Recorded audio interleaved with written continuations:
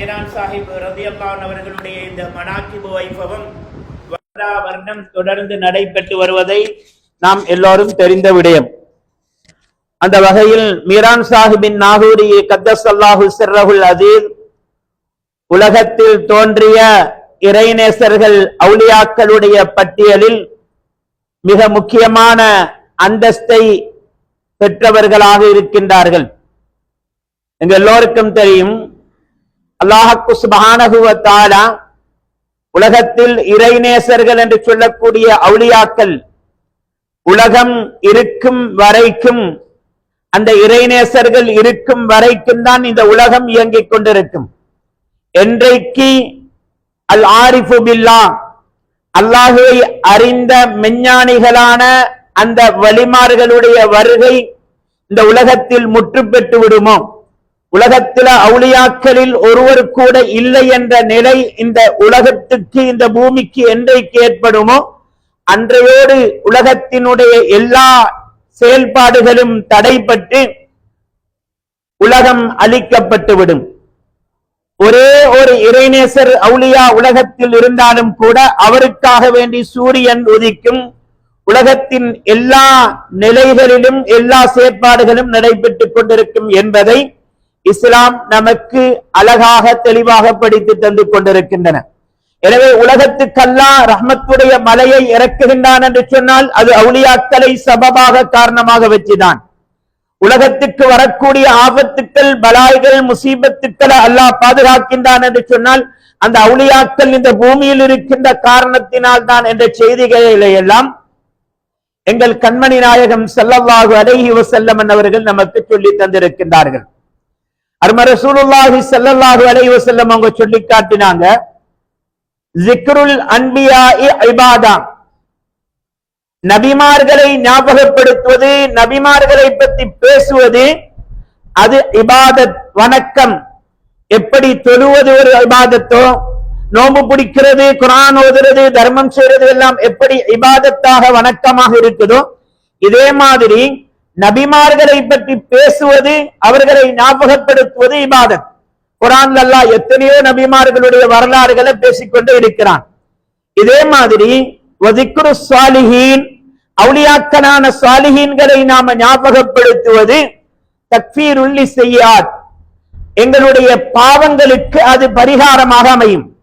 அவுலியாக்கள் என்று சொல்லக்கூடிய இறைநேசர்கள், அல்லாஹ்விடத்தில் நெருக்கத்தை பெற்ற அந்த மாமனிதர்கள், ஸாலிஹீன்களை நாங்க நினைவுபடுத்துவதன் மூலமாக, அவங்களை பற்றி பேசுவதன் மூலமாக, அவங்களுடைய ஒரு வைபவங்கள்ல அவங்களுடைய புகழ் மாலைகளை படித்து, அவங்க சம்பந்தப்பட்ட அந்த ஹிக்காயத்துகளை வாசித்து அவங்களுடைய வரலாறுகளை பேசுவது இருக்கின்றது.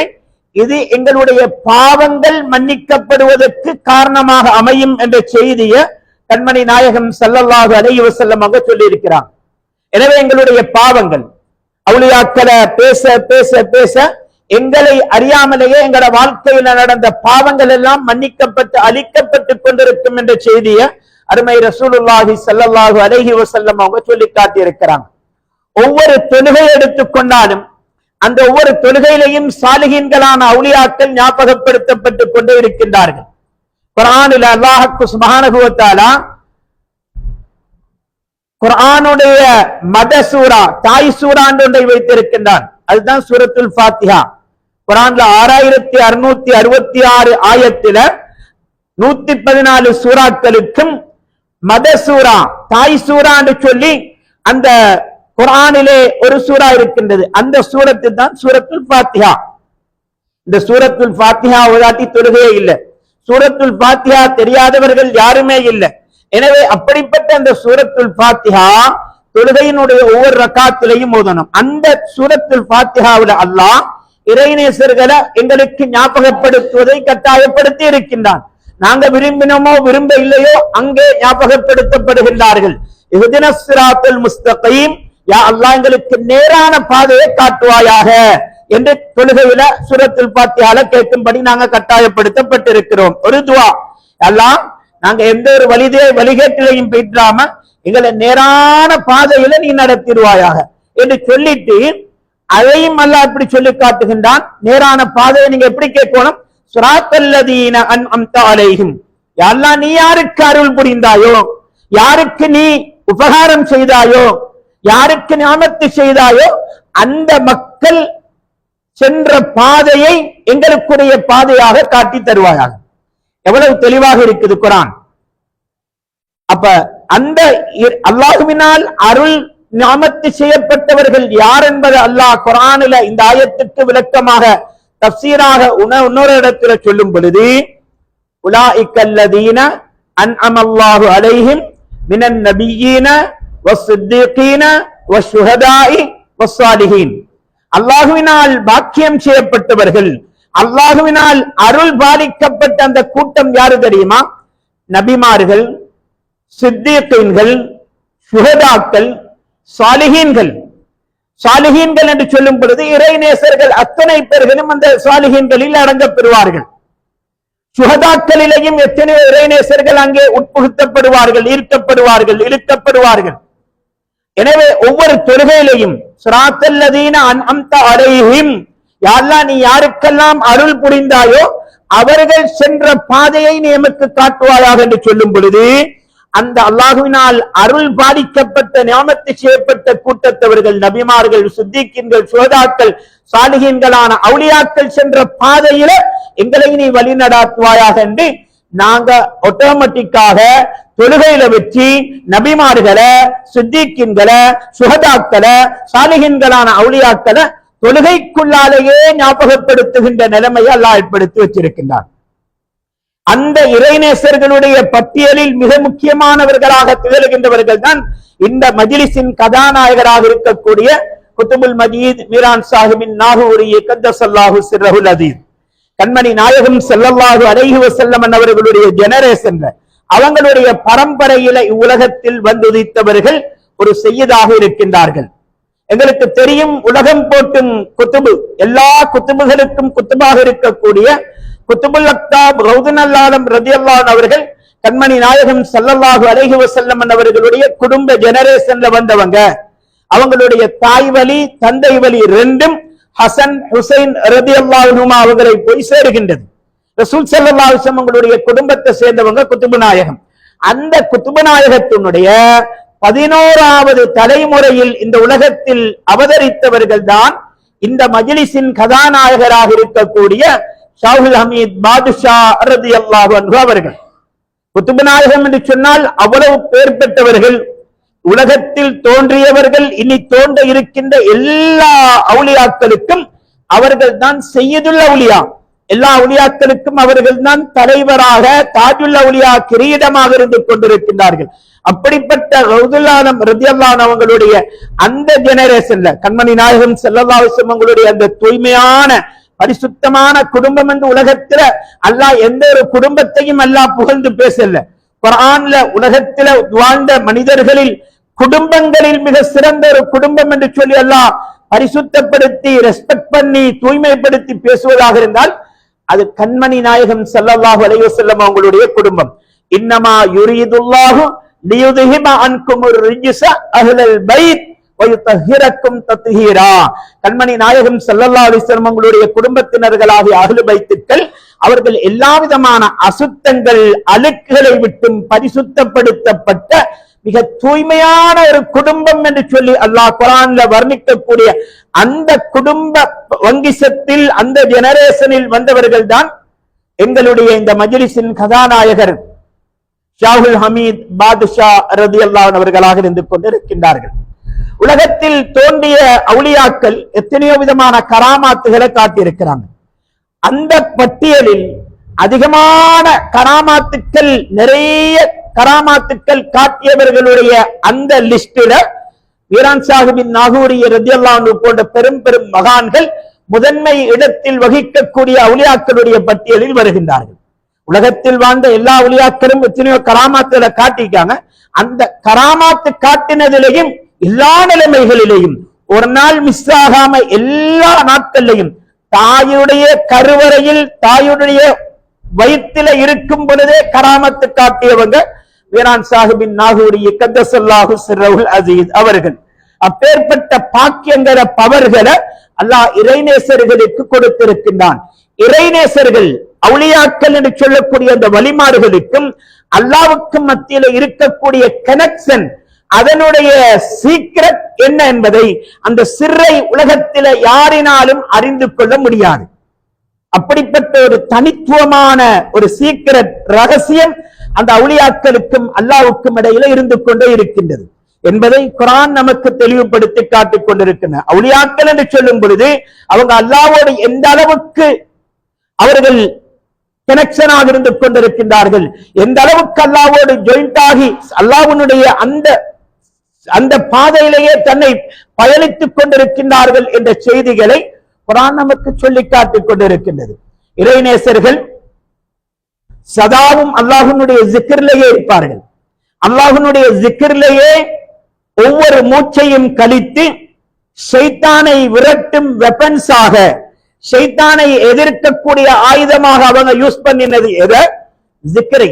அவங்க விடக்கூடிய மூச்சும் கூட ஜிக்ராக தான் இருந்தது. இழுக்கின்ற மூச்சு, விடுகின்ற மூச்சு, ஒரு நாளைக்கு எத்தனை ஆயிரம் மூச்சுக்கள், அந்த ஒவ்வொரு மூச்சும் ஜிக்ராக, அல்லாஹ்வுடைய ஜிக்ராக ஞாபகமாகவே அவர்கள் கழித்து தன்னுடைய வாழ்நாளை கழித்தவர்கள் இறைநேச பெருமக்கள். அந்த பட்டியலில் பார்க்கும் பொழுது உலகத்தில எத்தனையோ அவுலியாக்கள் உலகத்தில பிறந்து அவர்கள் முயற்சி செய்து சாலிஹான நல்லமல்கள் செய்து நல்ல ஈமானில வாழ்ந்து பிற்காலத்தில் அவர்கள் இறைநேசர்களாக மாறி இருக்கின்றார்கள். பிறக்கும் பொழுது அவர்கள் அவுலியாக்களாக பிறந்தில்லை. சில அவுலியாக்களுடைய வரலாறுகள் எடுத்து பார்த்தா அவங்களுடைய ஆரம்ப காலம் இஸ்லாத்துக்கும் அவங்களுக்கும் தொடர்பு இருந்திருக்காது.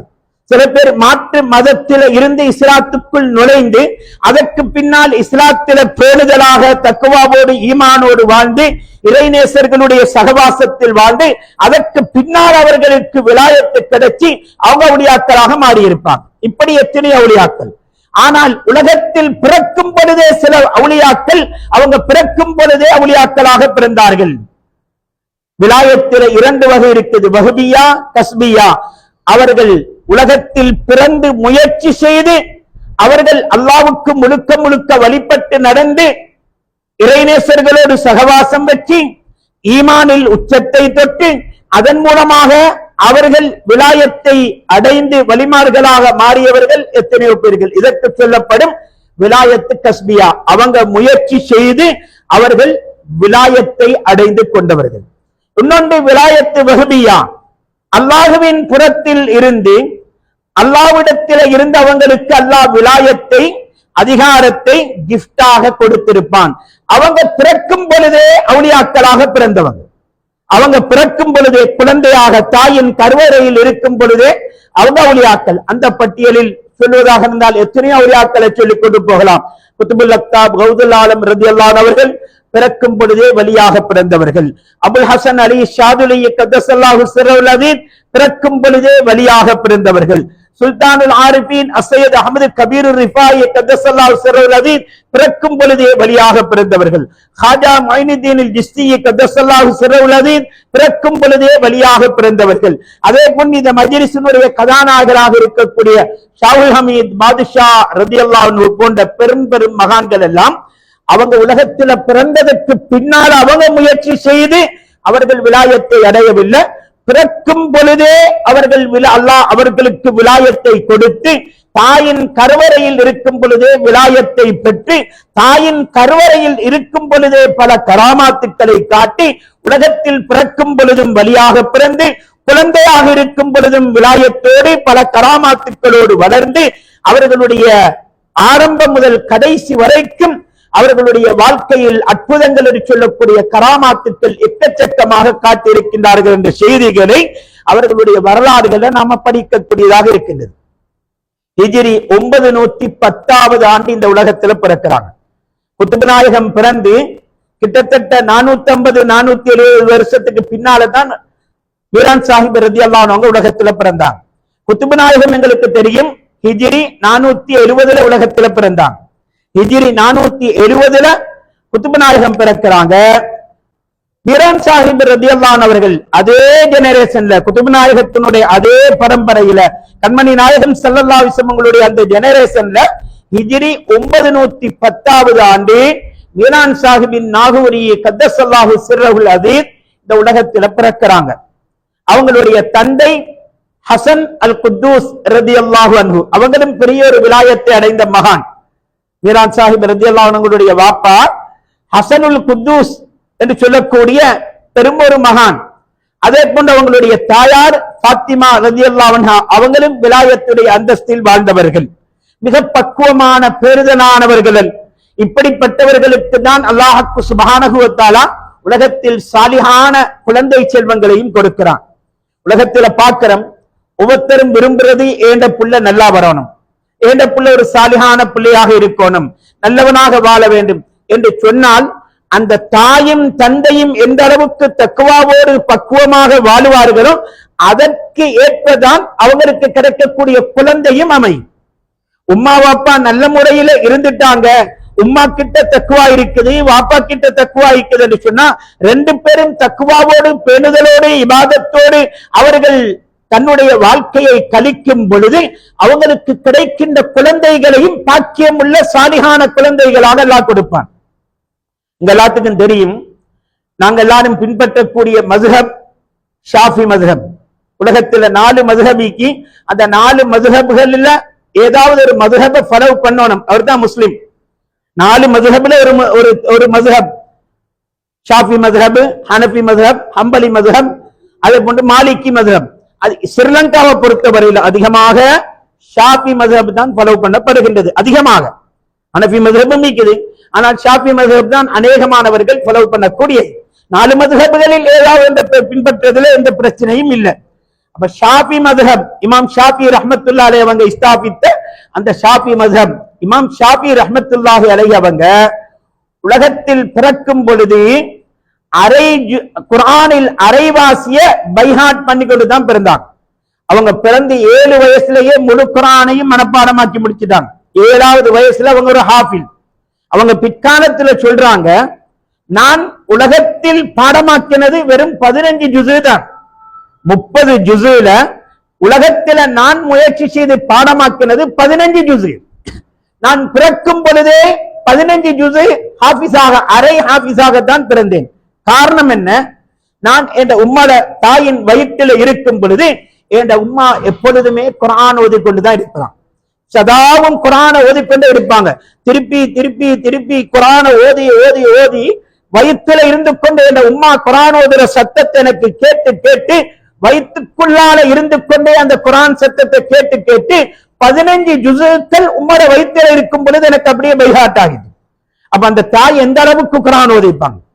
அப்ப ஒரு தாய் ஒரு பிள்ளைய வயிற்றில சுமந்து கொண்டு இருக்கும் பொழுது எந்த அமைப்புல வாழ்றாங்களோ, ஜிக்ரோடு வாழ்ந்தால் அந்த பிள்ளையிடத்துல ஜிக்ருடைய தன்மை இருக்கும்.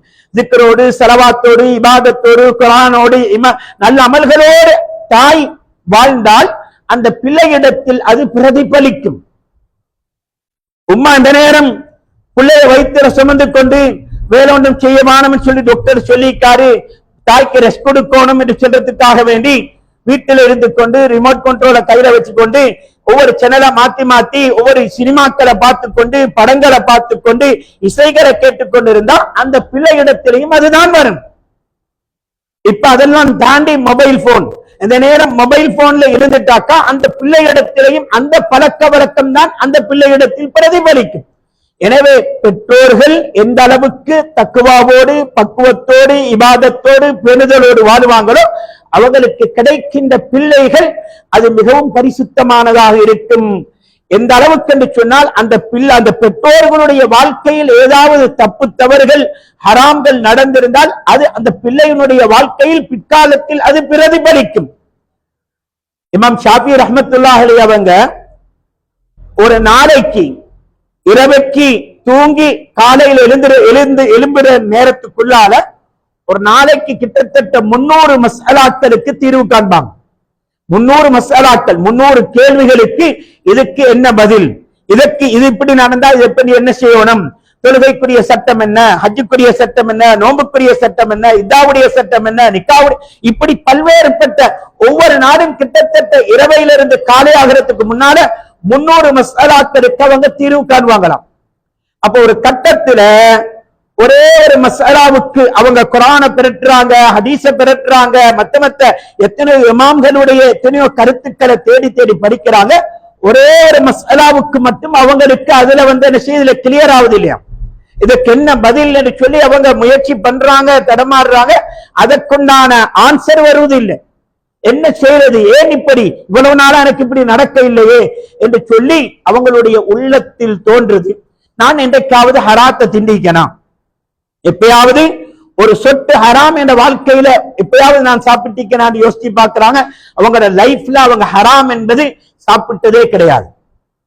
ஒவ்வொன்றையும் சாப்பிடும் பொழுது இது ஹராமா ஹலாலான்னு சொல்லி மிச்ச தூரத்துக்கு யோசிச்சு செட் பண்ணி ஆராய்ச்சி பண்ணி தான் சாப்பிடுவாங்க. இறைநேசர்கள் ஒவ்வொருவரும் இப்படிதான். கொஞ்சம் சந்தேகம் இருந்தாலும் அதை என்ன செய்ய மாட்டாங்க, சாப்பிட மாட்டாங்க, விட்டுருவாங்க. அப்ப இமாம் ஷாஃபி ரஹ்மத்துல்லாஹி அலைஹி அவங்க யோசிச்சாங்க, என் லைஃப்ல நான் தெரிஞ்சதுக்கு நான் எந்த ஹராத்தையும் நான் சாப்பிட்டது இல்லை. அப்படி இருக்கும் பொழுது எனக்கு இந்த மஸ்அலாவுல ஏன் கிளியர் ஆகுது இல்ல. உடனே உம்மா ஹயாத்தோடு இருந்தாங்க. உம்மர்ல போயிட்டு கேட்டாங்க, உம்மா நீங்க என்னைய வயிற்றுல சுமந்து கொண்டு இருக்கும் பொழுது எப்பயாவது தவறுதலாக, சரி அவங்களுக்கு உம்மாவை பத்தியும் தெரியும், உம்மாவும் ஹராத்தை சாப்பிடாதவங்க, மிகவும் தக்குவா உள்ள பெண்மணி, அவங்கள்ட்ட கேட்கிறாங்க, எப்பயாவது தப்பி தவறி மறந்து ஏதாவது நீங்க ஹராத்தை எப்பயாவது திண்டீங்களான்னு கேட்கிறாங்க. அப்ப தாயும் யோசிச்சு பாக்குறாங்க, மிச்ச நேரம் யோசிச்சு பாக்குறாங்க, இல்ல என்ற லைஃப்ல நான் ஹராம் சாப்பிட்டதே கிடையாது, ஆனால் ஒரே ஒரு டவுட் எனக்கு இருக்குது, ஒரே ஒரு டவுட், ஒரு சந்தேகம் இருக்குது. என்ன தெரியுமா, உங்களே நான் வயிற்றுல சுமந்து கொண்டு இருக்கும் பொழுது ஒரு விருந்து வீட்டுக்கு போயிட்டு இருந்தோம், ஒரு சாப்பாடு வீட்டுக்கு எங்களை கூப்பிட்டு இருந்தாங்க, நாங்க அங்க போயிட்டு இருந்தோம். அப்ப சாப்பாடு வைக்கிறதுக்கு டைம் தானே, கொஞ்சம் எல்லாம் முடிஞ்சு ஜானபி பைத்தெல்லாம் முடிஞ்சு கடைசியில துவாவதனத்துக்கு பிறகுதானே சாப்பாடு வைப்பாங்க. அப்ப சாப்பாடு இப்பயும் ரெடியா தான் இருக்குதாங்க, வந்திக்கு வைக்கிறதுக்கு சாப்பாடு ரெடியா இருக்குது.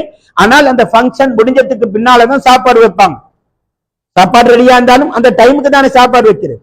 அப்ப சாப்பாட்டு வீட்டுக்கு விருந்து வீட்டுக்கு போன நாங்க, நான் பிள்ளை வயிற்றுல உங்களை நான் வயிற்றுல சுமந்து கொண்டு இருக்கிறேன், சாப்பாடெல்லாம் அங்க ரெடி ஆயிக்குது, சாப்பாடு பரத்தப்பட்டிருக்கக்கூடிய இடத்தை தான் நாங்க உட்கார்ந்து கொண்டிருந்தோம்.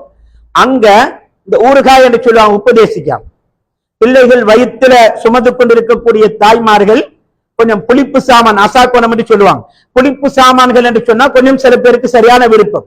அப்ப அங்க ஊறுகாய் உபதேசிக்க வைக்கப்பட்டிருக்குது, அதை எங்களுக்கு என்று சொல்லி ஏற்பாடு பண்ணி வைக்கப்பட்டிருக்குது.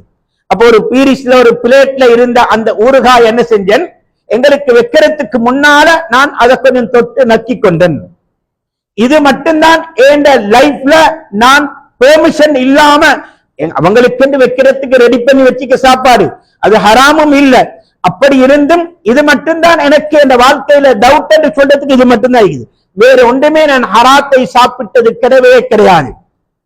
ஹராமும் இருக்கின்றது, சுபஹாத்தும் இருக்கிறது. சுபஹாத் என்று சொன்னா சந்தேகத்துக்கு இடமானது. இது ஹராமா ஹலாலா என்று சொல்லி ஹராத்துக்கும் ஹலாலுக்கும் மத்தியில சந்தேகத்துக்கு இடமானது. இதுதான் கண்மணி நாயகம் ஸல்லல்லாஹு அலைஹி வஸல்லம் சொன்னாங்க, இன்னல் ஹலால பையினுன் வல் இன்னல் ஹராம பையினுன். ஹலால் எது ஹராம் எது என்று சொல்லி எல்லாத்துக்கும் அல்லாஹ் குர்ஆனின் மூலமாக தெளிவுபடுத்தி வச்சிருக்கிறான். கண்மணி நாயகம் ஸல்லல்லாஹு அலைஹி வஸல்லம் ஹதீஸின் மூலமாக இதுதான் ஹலால் இதுதான் ஹராம் என்று சொல்லிக்காங்க. பைனஹுமா முத்தஷாபிஹாத்துன், இந்த ரெண்டுக்கும் இடையில ஹலாலுக்கும் ஹராத்துக்கும் மத்தியில சில முத்தஷாபிஹாத்துகள் இருக்குது, சந்தேகத்துக்கிடமானது. இது ஹலாலா இது ஹராமா என்று ஹலாலுக்கும் ஹராமுக்கும் மத்தியில் இருக்கக்கூடிய முத்தஷாபிஹாத் என்று சொல்லக்கூடிய அந்த சந்தேகத்துக்கிடமானத கட்டாயம் தவிர்த்து நடக்கணும் என்பதையும் இஸ்லாம் வலியுறுத்தி இருக்கின்றது. உங்களுக்கு கொஞ்சம் டவுட் என்று சொன்னாக்கா அதுல என்ன செய்யக்கூடாது, கை வைக்க கூடாது. ஒரு தொழில் செய்யறோம், ஒரு பிசினஸ் செய்யறோம், இதுல வரக்கூடிய ப்ராஃபிட் இது ஹலாலா ஹராமா என்று சொன்னால் சரியான ஒரு ஃபத்வா கிடைக்கும் வரைக்கும் அதுல நாம கை வைக்க கூடாது. ஃபத்வாவுலையும் ஃபத்வா இருக்கின்றது, தக்வா இருக்கின்றது. தக்வான்னு சொல்லும் பொழுது இல்ல அது ஏண்ட மட்டும் நாங்க விடுறதுதான் நல்லது பேணுதல் என்று சொல்லி இல்ல, அதை செஞ்சதுக்கு பிரச்சனை இல்லைன்னு ஒரு ஃபத்வா இருந்துட்டாலும் செய்யாமல் இருப்பது மிச்சம் நல்லமே என்று சொல்லி வந்துட்டாக்கா அங்க ஃபத்வாண்டு இருந்துட்டாலும் தக்வாவின் அடிப்படையில் பேணுதலின் அடிப்படையில் அதை தவிர்த்து கொள்வது. கண்மணி நாயகம் ஸல்லல்லாஹு அலைஹி வஸல்லம் அவங்க சொன்னாங்க, தஅமா யரீபுக் இலா மா லா யரீபுக் கமா கால அலைஹி ஸலாத்து வஸலாம். உங்களுக்கு ஏதாவது ஒன்றில் உங்களுக்கு சந்தேகம் டவுட் வந்துட்டு சொன்னா அதை நீங்க அப்படியே விட்டு போடுறீங்க. டவுட் என்று சொன்னாக்கா அதை விட்டு போட்டுங்க. எதுல சந்தேகம் இல்லையோ சந்தேகம் இல்லாததை எடுத்துக்கோங்க சொல்லியும் கண்மணி நாயகம் ஸல்லல்லாஹு அலைஹி வஸல்லம் சொல்லிக்கிறாங்க. அந்த அடிப்படையில் உலகத்தில் பேணுதலாக வாழ்ந்தவர்கள் இறைநேசர்களான அவுலியாக்கள். அப்ப இமாம் ஷாஃபி ரஹ்மத்துல்லாஹி அலைஹி அவங்க அப்ப விளங்கிக் கொள்ளாங்க. தண்ட தாய் சொல்றாங்க, உங்களுடைய வயிற்றில சுமந்து கொண்டிருக்கும் பொழுது இப்படி ஒரே ஒரு நாள் நடந்துட்டு. அப்ப இமாம் ஷாஃபி ரஹ்மத்துல்லாஹி அலைஹி அவங்க சொல்றாங்க, ஏண்ட உம்மா என்னைய வயிற்றில சுமந்து கொண்டிருக்கும் பொழுது இப்படிப்பட்ட ஒரு நிகழ்வு நடந்தது. இன்றைக்கு அவ்வளவு பெரிய மசாலாக்கள், ஒரு நாளைக்கு 300 மசாலாக்களை கிளியர் பண்ணக்கூடிய எனக்கு ஒரே ஒரு மசாலாவுல இந்த அளவுக்கு எனக்கு ஒரு பிரச்சனை ஏற்பட்டுட்டு அந்த டவுட்டை கிளியர் பண்ணிக்கொள்ள இயலாத அளவுக்கு ஒரு பிரச்சனை வந்ததற்கு காரணம் என்னுடைய தாய் அந்த நேரத்தில் அவங்க ஹராத்தை சாப்பிட இல்ல, அவங்களுக்கென்று வச்சு ஏற்பாடு செய்யப்பட்டிருக்கக்கூடிய உணவு என்றாலும் இவங்களுக்கு வைக்கிறதுக்கு முன்னால அவங்க அதை சாப்பிட்டாங்க. அதனால இவங்க பிள்ளையை பெற்று அந்த பிள்ளை உலகத்துல வளர்ந்து வாலிபராகி பெரியவராகி ஒரு இமாமாகி குர்ஆன் ஹதீஸ்ல இருந்து மசாலாக்களை தொகுத்து வகுக்கக்கூடிய ஒரு ஆற்றல் படைத்தவராக மாறினத்துக்கு பின்னால அந்த தாயின் செயல்பாடு, அந்த தாய் உண்ட ஒரு சின்னொரு சும்மா தொட்டு நக்கினது அது இன்றைக்கு அவங்களுக்கு எஃபெக்ட் பண்ணுது என்று சொன்னாக்கா, உம்மா பாப்பாவினுடைய அந்த செயல்பாடுகள், உம்மா பாப்பாவினுடைய பக்குவங்கள், தக்வாக்கள், பேணுதல்கள் பிள்ளையினுடைய விஷயத்தில் எந்த அளவுக்கு எஃபெக்ட் பண்ணும் என்பதை தான் இஸ்லாம் இதன் மூலமாக நமக்கு சுட்டிக்காட்டி கொண்டிருக்கின்றன. அப்ப இந்த அத்துணை விஷயத்திலையும் மிகவும் பக்குவத்தோடு பேணுதலோடு தக்வாவோடு வாழ்ந்து அவர்களுடைய பெற்றோர்கள் மீரான் சாஹிப் ரலியல்லாஹு அன்ஹு அவங்களுடைய தந்தை ஹசன் குத்தூஸ் ரலியல்லாஹு அன்ஹு, அதே போன்று அவங்களுடைய தாயார் ஃபாத்திமா ரலியல்லாஹு அன்ஹா, இவங்க ரெண்டு பேரும் மிகவும் பக்குவமாக ஹராம் என்பதை நினைத்து கூட பார்க்காதவங்க. கண்ணால ஹராத்தை பார்க்க மாட்டாங்க, காதினால ஹராத்தை கேட்க மாட்டாங்க, வாயினால ஹராத்தை பேச மாட்டாங்க, தன்னுடைய உடல் உறுப்புகளினால எந்த ஒரு ஹராத்தையும் செய்ய மாட்டாங்க, ஹராத்தின் பக்கம் பாவத்தின் பக்கம் நடந்து செல்ல மாட்டாங்க. இப்படிப்பட்ட பக்குவத்தோடு பேணுதலோடு மிகவும் தக்வாவோடு வாழ்ந்து அவர்கள் உலகத்தில் மென்னிலை கண்டதற்கு பின்னால்தான் அல்லாஹ் அவங்களுக்கு மீரான் சாஹிபின் நாகூரியை கத்தஸல்லாஹு சிர்ரஹுல் அதீஸ் என்று சொல்லக்கூடிய உலகம் போற்றும் ஒரு குத்துபை அல்லாஹ் அவங்களுக்கு பாக்கியமாக குழந்தையாக கொடுத்தான் என்ற வரலாறை நாம் படிக்கக்கூடிய பாடமாக இருந்து கொண்டிருக்கின்றன. எனவே வலிமார்களுடைய, இறைநேசர்களுடைய, இமாம்களுடைய, சஹாபாக்களுடைய, நபிமார்களுடைய வரலாறுகளை, ஹிஸ்டரிகளை நாங்க படிச்சோம், நல்லா இருந்துட்டு கேட்கறதுக்கு அதோட முடிக்கிறது இல்லை.